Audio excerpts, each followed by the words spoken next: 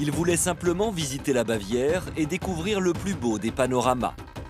Pourtant, leur journée de détente a tourné au cauchemar. J'ai vraiment cru que j'allais mourir.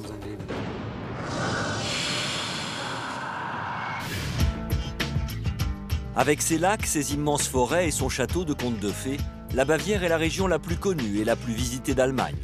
Hiver comme été, ils sont plus de 2000 à emprunter chaque jour le téléphérique du Tegelberg.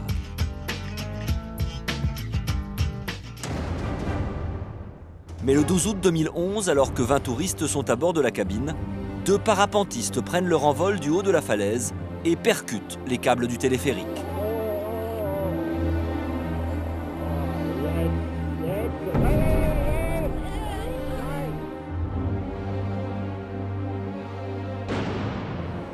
Le parapente s'est emmêlé dans les câbles du télécabine. Par chance, les 2 hommes n'ont rien eu. Mais il était impossible de faire repartir le téléphérique. Dans 12 mètres carrés, les 20 passagers, dont 5 enfants, se retrouvent bloqués à 80 mètres du sol. Une mésaventure qu'ils ne sont pas prêts d'oublier. Quand tout s'est arrêté et qu'on a vu le vide sous la cabine, j'ai cru ma dernière heure arriver. C'était vraiment très angoissant. Aussitôt, une cellule de crise est activée avec les pompiers, les secouristes et les médecins de la région. Un premier hélicoptère décolle pour évacuer les touristes prisonniers. Le sauveteur est descendu en rappel, mais des rafales de vent l'empêchaient d'approcher du téléphérique. À tout moment, il risquait de taper contre la cabine.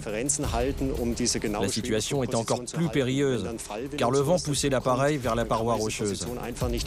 Ces conditions rendaient l'intervention trop dangereuse. On a donc pris la décision d'annuler l'opération de sauvetage.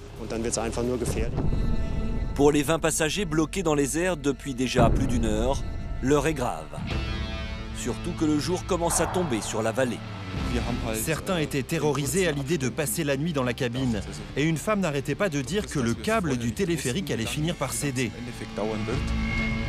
Dans la cabine, on a du mal à envisager sereinement la suite des événements. Pour détendre l'atmosphère, on s'est tous mis à jouer à ni oui ni non, ce qui a redonné le sourire aux enfants.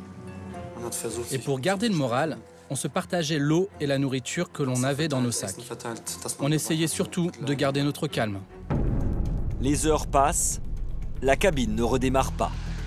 Un médecin est tout de même élytreuillé et réussit à déposer des couvertures et de la nourriture pour la nuit.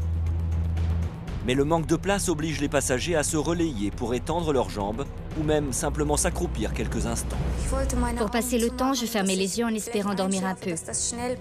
Mais vu les conditions, c'était impossible. D'ailleurs, personne n'a réussi à dormir. La fatigue, le manque de place, le froid, la nuit, la peur du vide, rien n'épargne ces naufragés des cimes.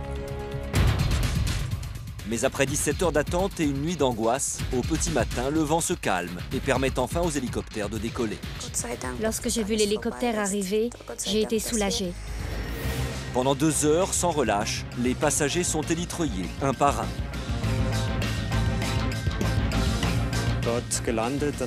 Les gens avaient tellement hâte de quitter la cabine qu'ils n'avaient même plus peur du vide quand on les élytreuillait. Même les enfants avaient le sourire. Cette longue nuit d'angoisse restera gravée dans leur mémoire. Mais tous ont pourtant décidé de retourner en Bavière et cette fois-ci, ils comptent bien visiter la région.